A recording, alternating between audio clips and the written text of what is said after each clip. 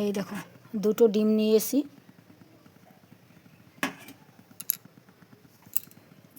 এবার দিয়ে দেবো ডিমের মধ্যে মিষ্টি,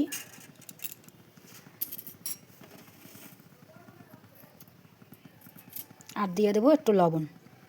এবারে ডিমটা ভালো করে ফেটিয়ে নেব।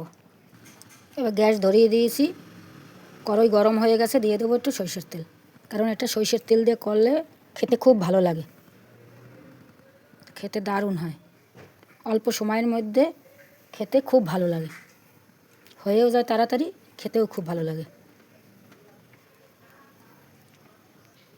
এবার দেখো পাউরুটিটা ভিজিয়ে নিচ্ছি ডিমের মধ্যে, এবার দিয়ে দেবো। গ্যাসটা একটু লোতে থাকবে।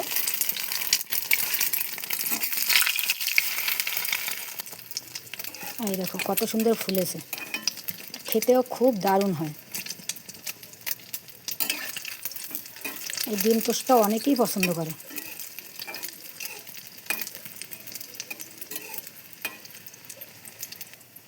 এই দেখো কত সুন্দর ফুলেছে, খেতে দারুণ লাগবে।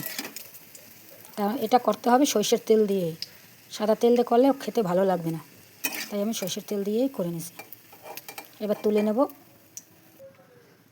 আবার একটা ভিজিয়ে নেব।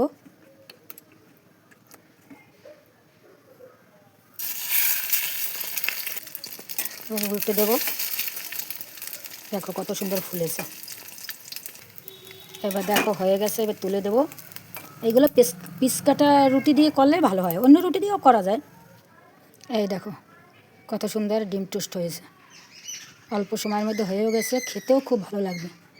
তুমি দুটো ডিম দিয়ে 5টা 6টা রুটি করতে পারবে, দুটো ডিম দিয়ে 5টা 6টা রুটি করা যায়, খেতেও খুব ভালো লাগে।